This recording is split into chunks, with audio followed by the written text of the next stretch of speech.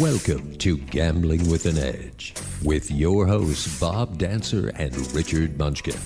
Bob Dancer is America's premier video poker writer and teacher. He's written 10 books, including Video Poker for the Intelligent Beginner and the best-selling $1 Million Video Poker. He helped develop the computer software Video Poker for Winners, and in 2004 he was inducted into the Video Poker Hall of Fame. Richard Munchkin has been a professional advantage player for over 30 years and is in the Blackjack Hall of Fame.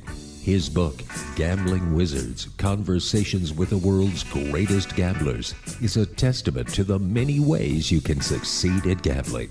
The goal of the show is that you'll be a more knowledgeable gambler tomorrow than you were yesterday. And now, here are Bob and Richard. Good evening. Welcome to Gambling with an Edge. I'm Bob Dancer. And I'm Richard Munchkin. Our guest tonight is sports handicapper Erin Rynning, also known as ER. We'll be talking to ER in a few minutes. I got some emails from Munchkin this week about Caesars Entertainment and Total Rewards. What was that all about, Richard? Well, they're talking about, I don't exactly understand, divesting their Total Rewards program. So I was wondering if you were going to be busily cashing in whatever points you may have. It seems to me there may be some danger of just losing your points. All right. So, are you? The short answer is no. There's, it's all certainly possible that my strategy can turn out to be wrong, but I don't think any special action is necessary at this point. There's no doubt that Caesars Entertainment is in deep financial doo-doo, but I don't think it's going away. Not so long ago, they sold off a few properties to another entity that was at least partially still owned by Caesars, and I think that's what's probably happening here. Caesars could not survive if they eliminated Total Rewards. They could not survive if they broke these huge promises to their players. A lot of their business is driven by players hoping to obtain some sort of Total Rewards status or award. So Caesars might be sold, but the new owner will do something reasonable with the Total Rewards balances. So you hope. Yeah, that's an educated guess, and I can certainly end up being wrong. That we have a 7-star trip every year, and Buddy and I are using mine in December, which is we're hoping to go on a 2-week cruise, kind of to make up for the honeymoon that she was too sick for us to go on. So now, are you using all your points for that trip, or would you still have points? I'm using no points for that trip. In addition to points, they have an annual trip if you're 7 stars. 7 stars is their highest level of player category. And so 7-star trip, they'll take you to any other Caesars property in the country, fly you there with something like up to $1,200 airfare, give you however many nights you want, and $500 in food and certain other goodies. So now, aren't you basically laying 2-to-1 that they will, honor their points at 100%? Right, because you could cash in your points at basically about half value, by buying gas cards or something like that, right? So, well, actually, better than that. It varies by your tier level, but at 7 stars, you can get, at least in Las Vegas, up to $1,000 of. You can turn your points into $1,000 cash at a price of $1,250 of points. So, like, there's a 20% discount or 25%, depending on which end you're going to look at it from. So you can do it once a day, and so in my balance is probably between $4,000 and $5,000. So if I really thought it was in danger in 3 or 4 days, I could eliminate all of that at a 20% discount. But I don't think that's gonna happen. Yeah, I see. Okay, all right, that makes sense. You also sent me an email, Richard, about Wynn Resorts. and they're doing something with $3 that ticks you off. It's not just Wynn Resorts. It's all these Vegas joints have started nickel and diming the customers. And yeah, it just infuriates me. You're supposed to be a valued guest, right? You have a comp at a hotel and you show up before 3 o'clock and they want to charge you an early check-in fee. And the places that were never going to have resort fees all now have resort fees, and it's just one fee after another. They have a late checkout, an early check-in, the resort fee, and now this particular fee. I guess I should give a shout out to VegasTripping.com. It's one of the websites I read, and the guy was saying that he got charged a $3 fee for ordering a whiskey neat. Now, all that means is that he ordered the whiskey without ice cubes in it, and they charged him an extra $3 for not putting ice cubes in his drink. And I just think it's gotten to the point of ridiculousness. And at some point, I would think that, customers are going to revolt and say the hell with this. But I don't know. I just don't think it's the way to run a business, Yeah. And actually, that class that we both took that Dan Ariely taught Yes. behavioral economics, they said in the class that people don't like paying lots of small fees. They would rather pay more money in one lump sum than get hit with these sort of nickel and dime fees. And I guess I certainly fall into that, category. It bugs me. So you're not going to be ordering your whiskey neat at Wynn in the near future. Is that right? That's right. All right. I'm a Scotch drinker anyway. Well, I would think. Do you ever drink neat Scotch? No, I don't drink it neat. All right. You drink it messy. All right. Now, let's introduce our guest. Erin Rynning is a sports handicapper, sports blogger, and radio personality who provides handicapping advice both for free and for a fee through his website, sportsmemo.com. He has done well in several handicapping contests. Erin Rynning, welcome to Gambling with an Edge. Well, thank you, guys, and don't forget Sports Bettor. I think that's what we'll be here to talk about. But again, thank you, Richard and Bob. I've read some of Richard's work. I'm familiar. Bob, I've read some of your stuff, and you helped me become certainly a better video poker player. So I appreciate that. Well, thank you. Now, there are several radio stations with sports news all the time.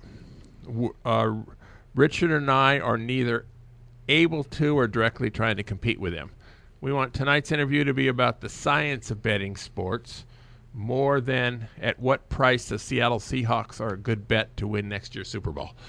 So Erin Rynning, when did you start handicapping sports? I would say back in grade school. I recall it was my father and I, we'd have a contest probably in late grade school where we'd go the NFL season and we'd pick to see who would have a better record against the spread in the NFL, and we'd carry that out. I remember I probably did that between third, fourth, fifth, sixth grade. Again, not for money or anything. It was just for the entertainment purposes. And I made my first bet. I can remember my first sports bet in the seventh grade. And with a bookie? That's correct. All right. That's correct. You going to give a shout out to your bookie's name? Never mind. All right. Now, presumably you have some kind of computerized model that takes into account several factors. So let's say you hear hypothetically, I just made this up, it isn't real, but hypothetically, you heard LeBron James has a sore foot. And before that news come out, the Cleveland Cavaliers were favored by 4 points. Now, the information isn't very precise. You don't know for sure how bad a foot is, how it's going to affect his game. Now, would you avoid betting on the game, or how would you use that information to bet? Yeah, I mean, the natural inkling right away, and I used to do a lot more of this in building my bankroll probably 5 to 10 years ago. You would just kind of take a shot. You would play against Cleveland and hope that he would be out. You'd get some line movement, and you'd have an opportunity for a middle. I do things much differently now. I don't really get into middling. But that's a great chance where you're just trying to kind of day trade and bet both sides of a bet. It's a great way to build your bankroll. But now I'm just playing more with an edge. Actually, I'm kind of one of the last, or maybe few guys, I do not use a computer model. I do make a number for every game. It's very tedious, a lot of work that I put into it, but I'm kind of the last of the generation where I use more feel, and I've gotten very good with numbers. I've introduced that probably more the last 3 or 4 years. So, but getting back to the original question again, there's a lot of different ways you can do about it. But a lot of times, especially when you're dealing with like the flu or sickness, that information just doesn't really come into fruition, I guess is maybe the best way to put it. So you mean the information doesn't actually turn out to be worthwhile, or it doesn't affect the game in the way that the general public thinks that it will? Well, it all depends. I mean, you can have a sore foot that a guy plays with for 2 or 3 weeks, or you can have sickness or the flu, which I've never been able to really profit from a lot of that. Maybe a guy's going to be out of the game, and you'll get some good line movement with that. So yeah, there's different ways to try to go about it, but a lot of times, yeah, you're just probably just going to bet it and try to get down on it. Now, I first became aware of you because Michael Kaplan wrote an article for Cigar Aficionado where he basically said that you were the second biggest NBA bettor after Vulgaris, who I'm sure you're familiar with. And I also read an article about Vulgaris who said that around 2004 or 5, he basically lost his edge and realized that he wasn't going to be able to beat the NBA anymore without building a computer model. And he went out and hired somebody and built a model. But you still find that you're able to beat the NBA and the NFL without using the model? Again, before you do this, Munchkin, we're having trouble hearing your audio. Are you away from your microphone or anything like that? But it's real fuzzy. If it doesn't improve soon, we're going to ask you to call in and do it by telephone because Skype doesn't appear to be working. All right, okay. Go ahead. Yeah, the premise to me isn't real. How you come about your numbers, or if it's a computer model, or if you can somehow do it yourself. It's really just about making a good number, a side and a total on the game. So you have, a buy price on all 4 sides, whether it be an over, you have a buy on the under, you have a buy price on the away team and the home team. So it's really just a matter of having a good number. I've come up with a way over the last 3 or 4 years where I think about a real good number. I mean, it's shown to be really profitable. I'm in action on, NBA. I probably bet half the games, maybe a little bit more when I'm playing second halves. NFL, I've been able to come up with an edge on probably on a 16-game card. I'll play 12 of the games, either side or a total. So it's really just becomes down to, and I kind of had the same epiphany probably about 4 or 5 years ago, where I needed to come up with, making a good number on these games. And once you have the number, that opens up a lot of different avenues for you. I noticed that there have been a number of articles recently about prop bets in the NFL. Do you bet a lot of props? I do not. I know guys who do that. What's a little bit strange with me is, I've been able to do very good at NBA and NFL, which are both big market things. Not a lot of guys are adept and do well with those big sports. So, as far as getting down money on those things, it's really not a problem. The thing you have with the props, A, yes, they're very easy to beat, but B, they can be certainly a more difficult time in getting down a pretty good amount of money on those. Yeah, a lot of props are $200 or $500 each, right, or something. All right. Changing sports briefly. A few nights ago in baseball, the San Francisco Giants, who are very much alive in the playoff picture, they were playing the Chicago Cubs, who are not alive in that picture. The game had a rain delay. The Chicago ground crew couldn't keep the car covering the field. They'd done right. So apparently, the tarp hadn't been rolled up properly last time. The game went 4.5 innings. Cubs in front 2-zip. After 4.5 hours, they finally called the game. Cubs won. Giants lost. Sportsbook paid off accordingly. All right. A couple days later, today, actually going back, the Giants protested. Usually this is meaningless. Protests never win, except this one did.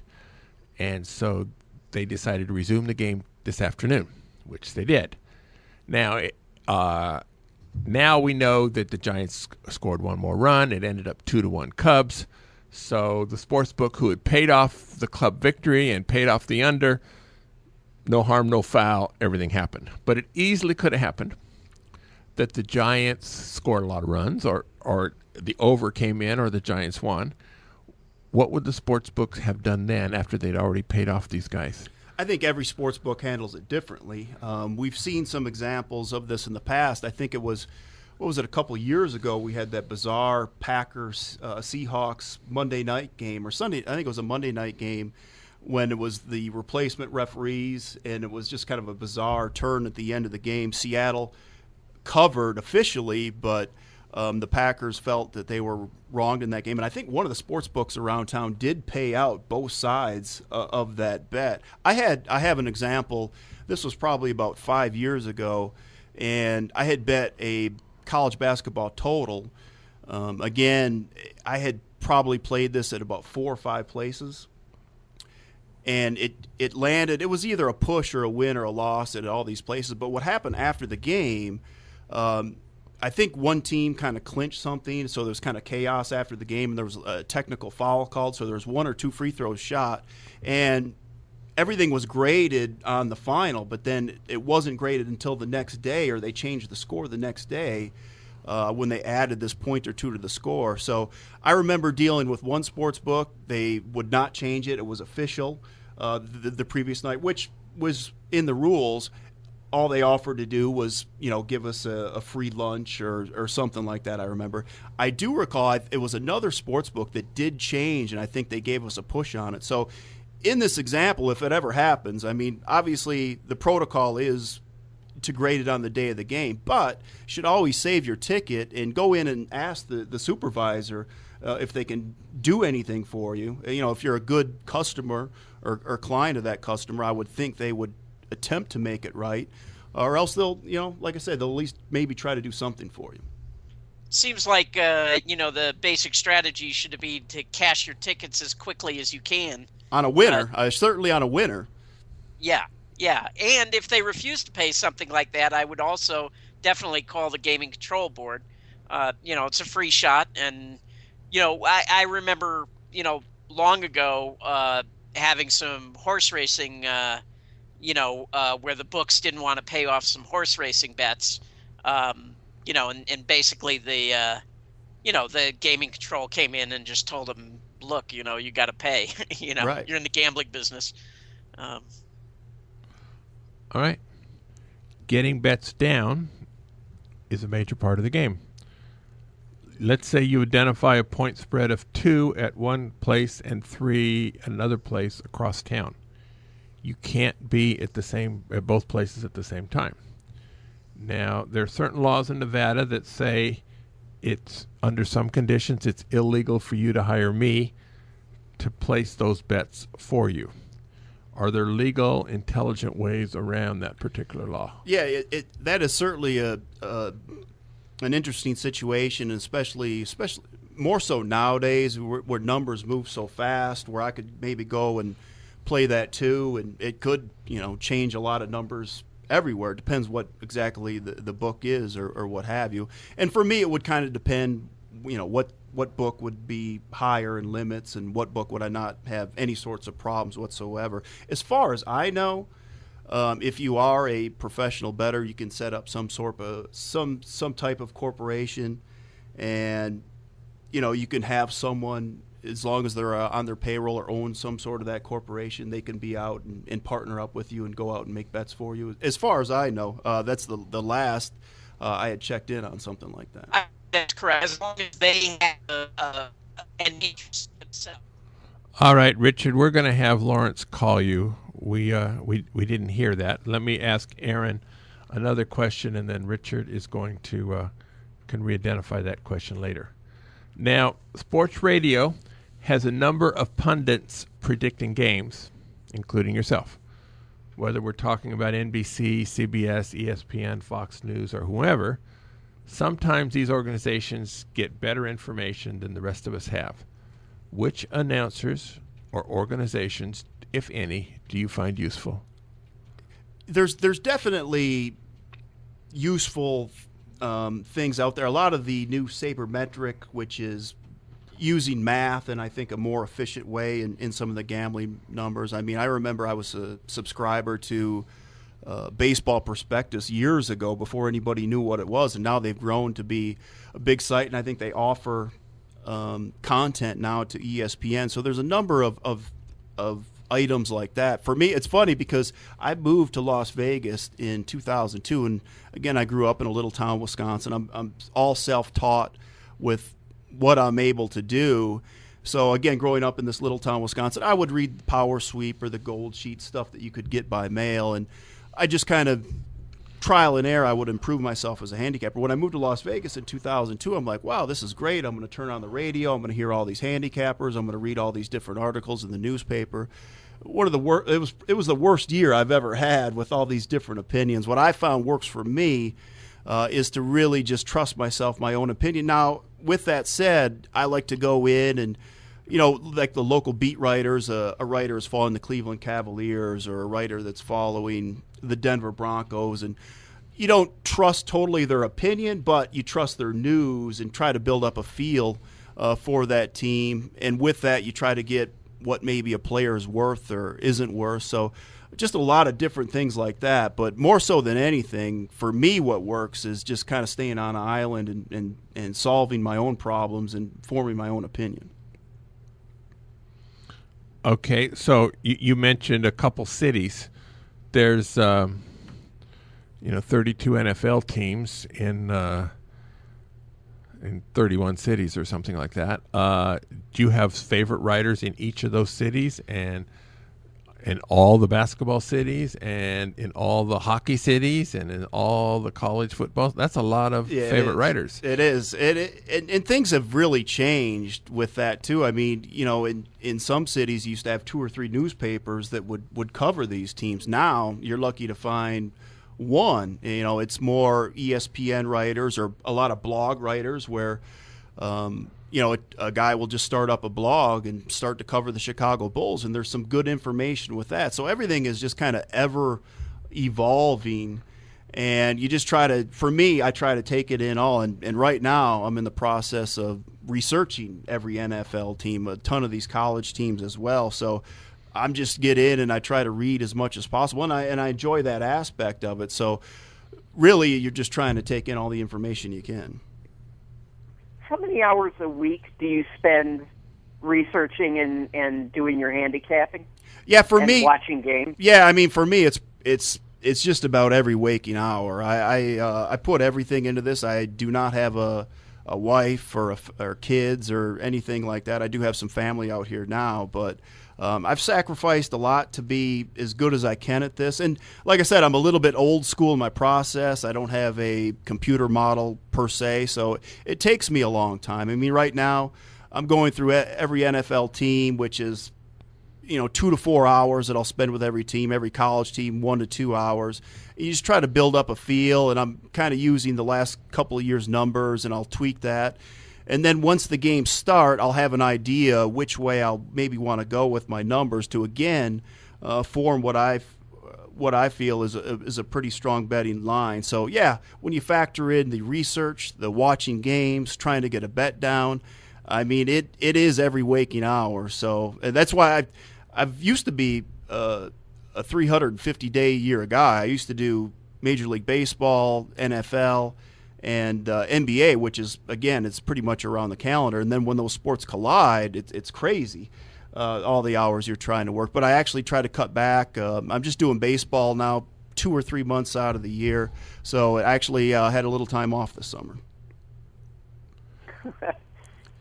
Do you pay any attention as to who's going to be doing the refereeing on a particular game? Does that enter into your model at all?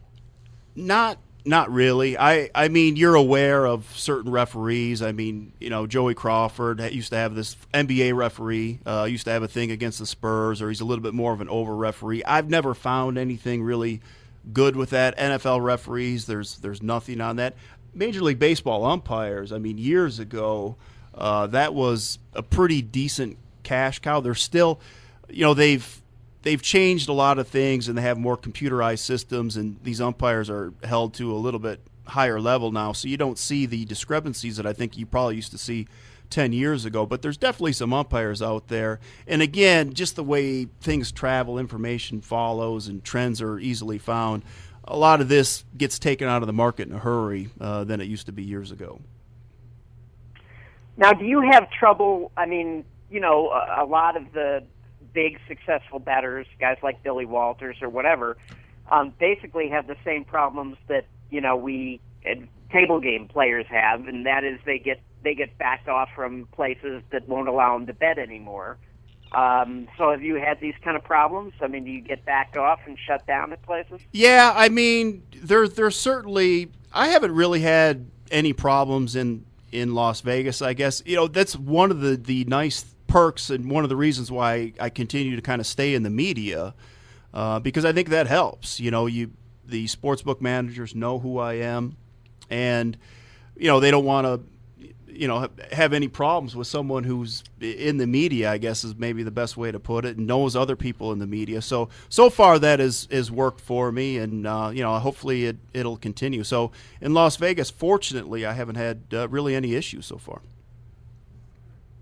I have to assume then that you're not betting the same kind of money that they are. I mean, well, no, I'm definitely not betting Billy Walters type of money. No. Yeah. Now, the NBA is well known for letting its stars get the benefit of the doubt in foul calls by referees. Kobe Bryant, for example, is far more likely to be allowed to travel without getting a whistle than a rookie would be. Does this make it easier or harder to handicap the games? I mean, or am I wrong on this? No. I think there's definitely some truth about it.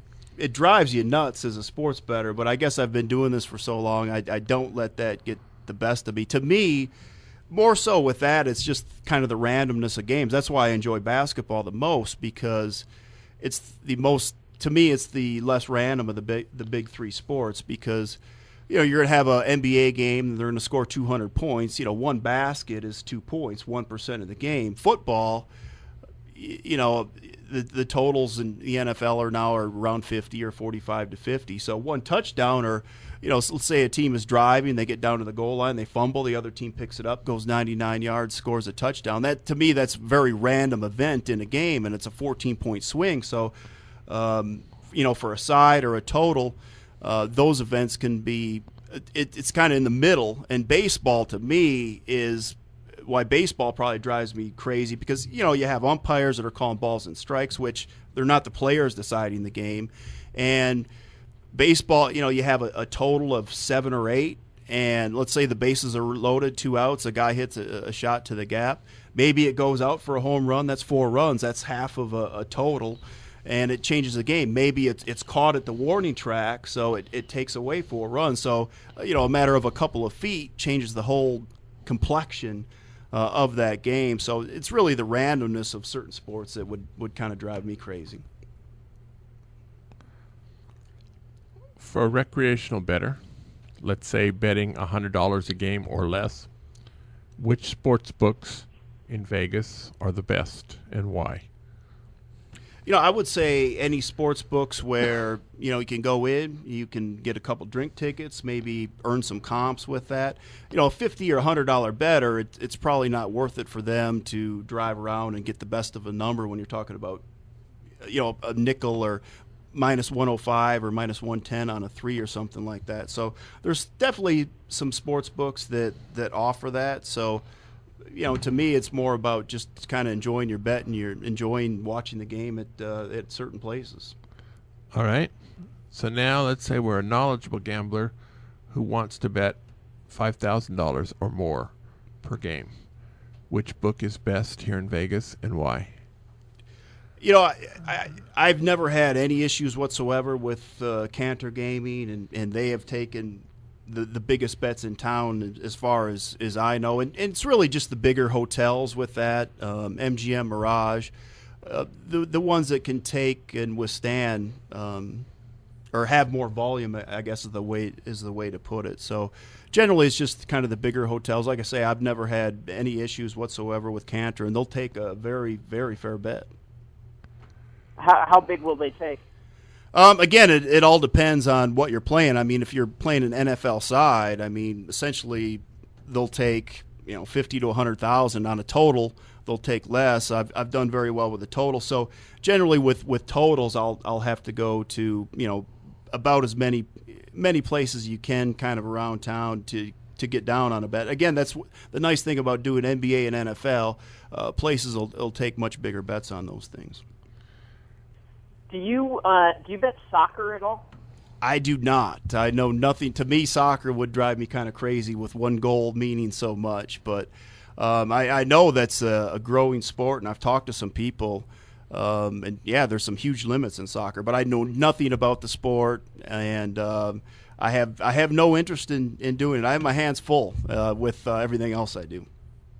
Well, no, the reason I'm asking is because there have just been massive cheating scandals all over the world where, a lot of money has gone into buying players and throwing games, and they made so much money doing it in soccer that, a recent show I saw, I think it was on HBO, might have been Real Sports,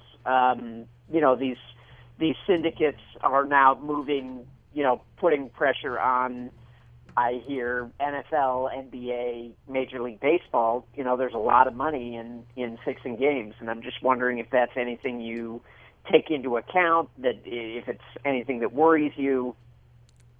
Yeah, I mean, we had the NBA scandal, 4 or 5 years ago with Donaghy, the referee. Stuff like that obviously bothers me, but I mean, to me, the professional, especially in the professional ranks, I mean, you're always going to have that more, or a chance of that more to happen in college because those players are not paid. But, with the money they make in Major League Baseball, NFL, and NBA, it's really, I just can't see how it's worth it to really get involved in any kind of that. So I feel like everything's pretty much on the up and up with that. Again, the only thing you worry on that would be a referee or an umpire or something like that. Well, yeah, and yeah, you're right, but that would certainly be a place to go. Also, I didn't think NFL linemen made that much. I mean, certainly they have a shorter span of a career. I mean, that's where it would happen, but I mean, that would be, when you're dealing with 53 players on a roster and not 12 like an NBA, and where 1 or 2 players in the NBA dictate kind of the action. Yeah, I mean, it could happen. I don't lose any sleep over at night that it's going to affect me. Do you worry about, one of the problems with, betting sports is that you don't have a way really to quantify your edge. I mean, do you worry that you could wake up next year and your edge be gone and not know it? And, like Voulgaris blew a huge portion of his bankroll basically when his edge disappeared.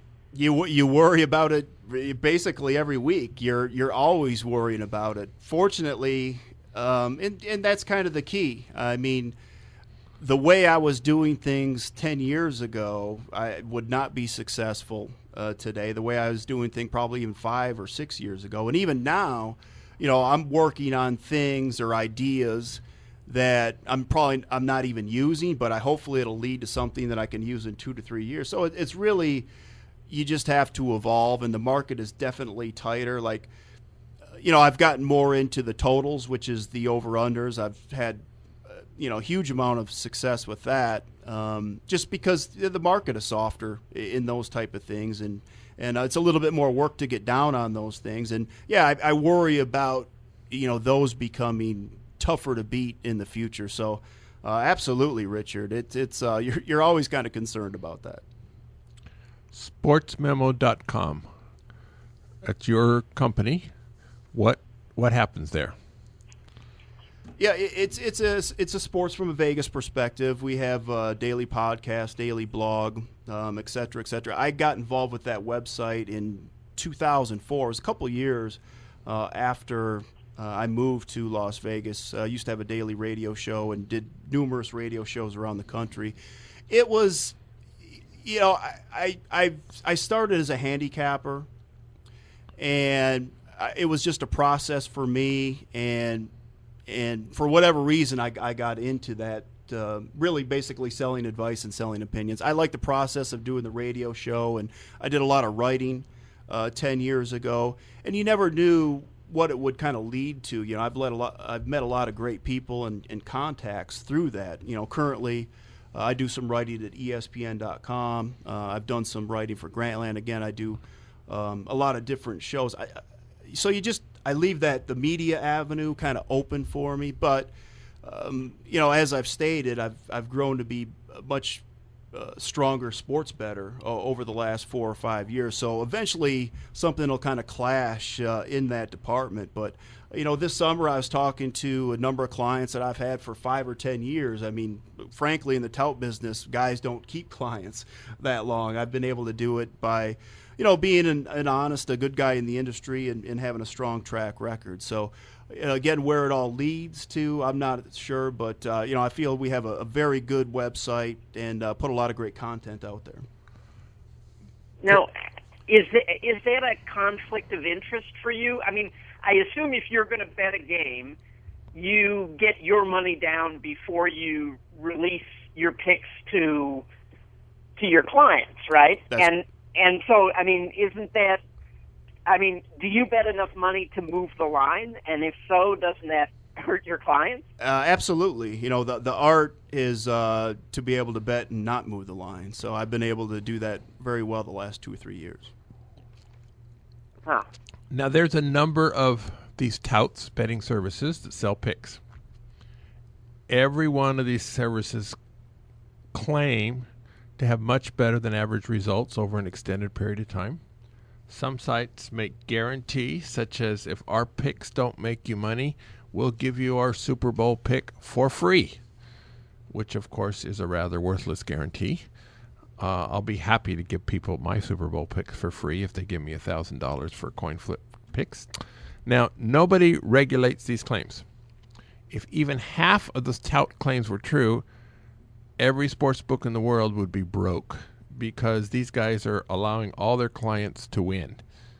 So if a bettor wanted to pick a site to use, how can he weed through all this excrement to find the pony? It's a very difficult process, and certainly there's a lot of tough avenues to go in that. The biggest thing is you try to see some sort of track record for at least 3 years. You have to have some sort of form that they're monitored by a third party. Maybe they have a posting form on their website, so that the record's being posted. There's not guys complaining, well, this guy bragged he went 4-0 last night, and for whatever reason I went 2-2. So you have to find that. I think, like I said, you have to find a guy that can hit. And yeah, you'll see outlandish claims where guys hit 75, 70%. I think on my website, in the NFL, over the last 8 or 9 years, I've been able to hit like 56, 50%. I mean, that's a gold standard. You can make a lot of money. You can do really well. In the industry, it's hard to really advertise that because 95% of the people don't really understand that, and probably a good portion of them probably shouldn't be sports betting to begin with. So, again, you just try to find some documentation that their plays are legit, and, are they – you can find some sort of content, their written analysis, their analysis – on a radio show or a podcast. Do you agree with what they're talking about? So those are a couple of things I guess you could do. All right. You have won and placed well in some handicapping contests. There was one $100,000 contest 8 years ago, which is a nice payday, even though I think you only got $80,000 for winning. When you handicap for a contest, is it different than handicapping in the real world?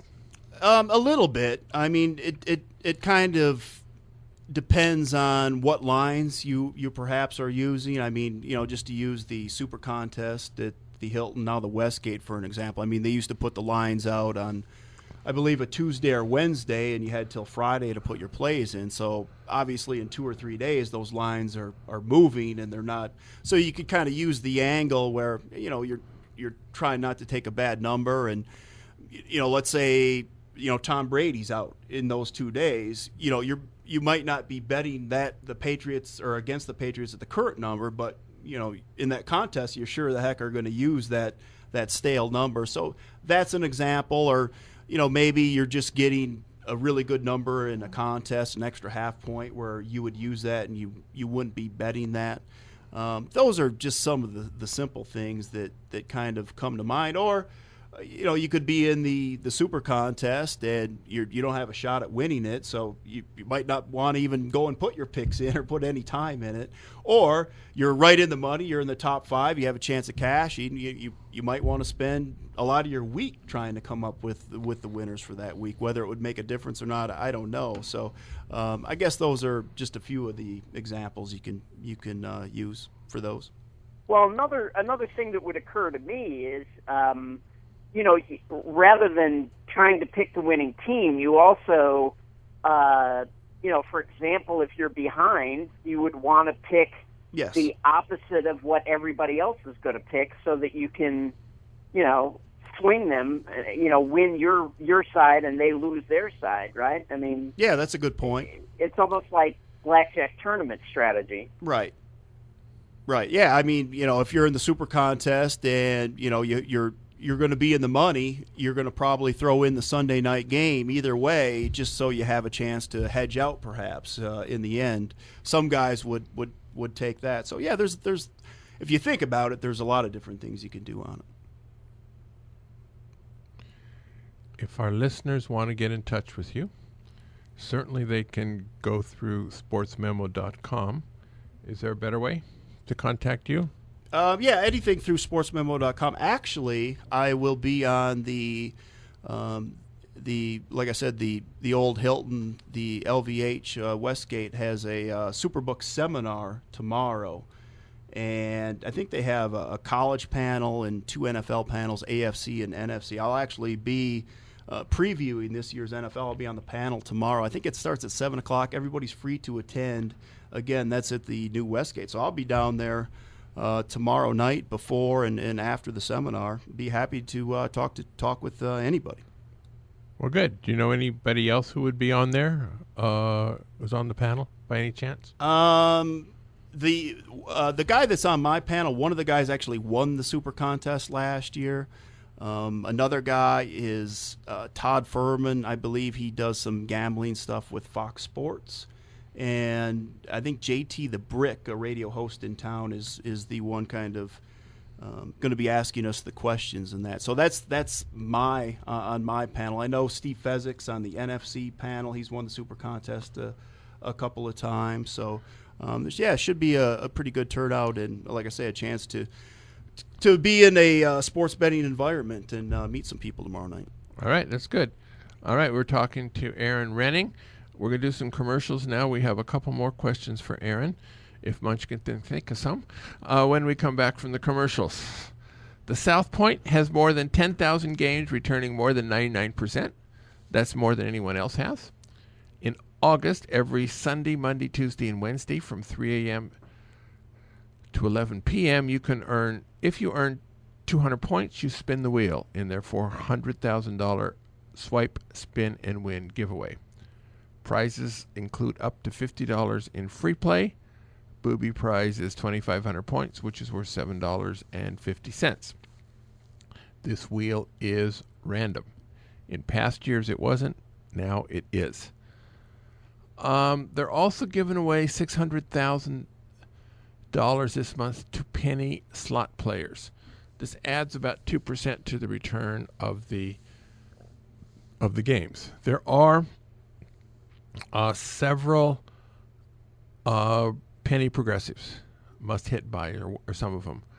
Adding 2% changes the strike number, and so this can make sense to go play them. We'll be starting video poker classes beginning September 10th, Wednesday afternoons at 10. This will be in the Grandview Lounge this year rather than the showroom. I'll talk about that more as we get closer. At the Palms, they're having a drawing every Friday night.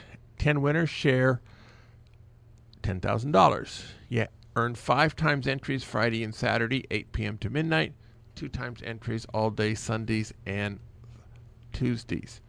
You do not have to be present at the drawing to win. You need to claim your prize before midnight or you forfeit.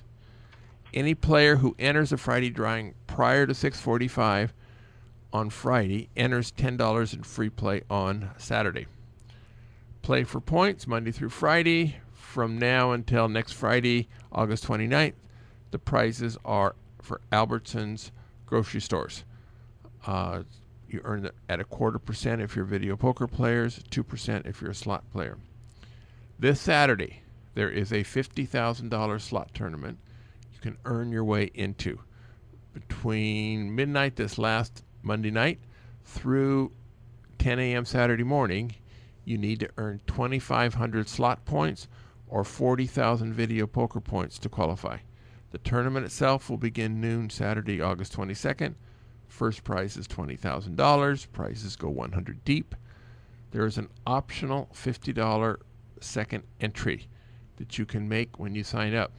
Assuming there are fewer than 1,000 entries, which is probably a safe assumption, paying for the rebuy is a no-brainer. Videopoker.com remains the best place to practice a wide variety of games, including Quick Quads, Ultimate X, Extra Draw Frenzy Poker, Hyper Bonus, many others. Often these are the best games in a casino, so practicing on them on the site can make sense. They have daily, weekly, and monthly contests. The weekly contest this week is the triple play version of Dream Card. Dream Card is a 10 coin per line game where periodically you're dealt 4 cards and the 5th one is declared a Dream Card, which means the best possible card given the first 4. So 4 of a kinds, dealt full houses, royal flushes, and other good hands are much more common in this game than they are in regular video poker. But you pay for this because you're playing 10 coins per line rather than the normal 5. How often the Dream Card comes about depends on the game. In Jacks or Better, all 4 of a kinds pay 125 coins, so Dream Cards come about frequently. In Triple Double Bonus, 4 of a kinds pay 250, 400, 800, 2,000, or 4,000. Dream Cards come about much less frequently. No special strategy is needed to play Dream Card. If you know how to play the base game, you know how to play Dream Card. And the return for playing 10 coins per line is always higher than playing the game at 5 coins a line without the Dream Card possibility. All right, next week we are having an interesting show, one we've never had. It's going to be dueling attorneys. Bob Nersessian, one of our favorite lawyer guests here, and I, Nelson Rose, who's also been on the show several times, are both going to be here. And Richard and I are going to toss questions at them and let them debate. And if they're agreeing with each other, we'll move on to another subject. And if they're disagreeing with each other, we just might let them go at it for a while. So Richard and I are expecting to learn some stuff from this. Hopefully you will too. Now we're actually, even though you'll hear the show at the normal time, we're taping it Monday night due to a scheduling conflict for Professor Rose. So we're actually looking for questions to ask them. So if you think you have a good question to ask the 2 attorneys and can get it to us by, say, noon Monday on the 25th of August, it has a good chance of making it on the air. All right. And you should mention you can email those questions to gamblingwithanedge@gmail.com or post them on our Facebook page, facebook.com/gamblingwithanedge. All right, good. All right. So back to Erin Rynning, sports bettor, sports handicapper, and radio personality. Right. So speaking of the radio, do you still have an ongoing radio show? No, we do not. We do a daily podcast on our website, sportsmemo.com, where generally we just break the games down from a betting perspective. For instance, tomorrow we'll have a guy on there talking about all the NFL preseason games and try to give his opinions on which way and which to side with that. So, no, we haven't been on air, and I do numerous shows around town still. So it's always it's good, and I always look forward to doing a little radio around town. I'm just that's kind of amazing to me. I know how much work it is for Bob and I to do a weekly show. I can't imagine doing a daily show. So, are you on the show every day, or is there a group of you who we have that duty? Yeah, we have a group of about 3 or 4 guys. I used to, when we were on every day, I would do the show every day, but it kind of goes hand in hand with just doing all this work and having all this knowledge about all these teams. So really there's no preparation for it. I just get on there and you'd ask me about a game, and I would just talk about it for a minute or two, kind of what I'm thinking and talk about the team. So I mean, like I say, it's just as far as all that stuff, writing and that stuff, you have so much going on in your head. It's pretty easy to just kind of let it roll. In your free time. Yeah, it's easier for him to say. Yeah. All right, we got about 30 seconds before Richard takes us out of here. The rules are different in the games, say, 10 years ago than they are now. How much old data do you factor into your models in your brain? Very little. I mean, you look for maybe some, I don't want to say trends or things that have happened maybe the last 3, 4, 5 years, but a lot of that stuff in the marketplace is really etched out because you just have, all this computer power and you have all this knowledge. Like I say, that's one of the things that I have going for me is I just have, I've been doing this for so long, I have a pretty good feel. And I try to almost think outside what a computer would take in on certain data, but yeah, it's more of everything just happens so fast. It's more of a season to season process than using data from 5-10 years ago, I guess. All right, Richard, why don't you take us home? All right. As I mentioned, you can send us your questions at gamblingwithanedge@gmail.com or at facebook.com/gamblingwithanedge. If you want to get our show delivered to you in your sleep every week, you can sign up at iTunes, Stitcher, YouTube, richardmunchkin.com, or if you want an archive of every show we've ever done, you can go to bobdancer.com. All right, Bob, over to you. All right. Thank you, Erin Rynning. Thank you, Richard Munchkin. Go out and hit lots of royal flushes, everybody. Good night. Good night. You've been listening to Gambling with an Edge with your hosts Bob Dancer and Richard Munchkin. Subscribe to the show in iTunes, and episodes will be delivered to you automatically every week. Archived versions of past shows may be found at bobdancer.com and richardmunchkin.com. We welcome emails at gamblingwithanedge@gmail.com. Bob Dancer and Richard Munchkin are both available on Facebook and welcome your questions. The sponsors for the show are the South Point Hotel, Casino and Spa, the M Resort, the Palms Casino Resort, and the website videopoker.com. Join us again next week for another Gambling with an Edge.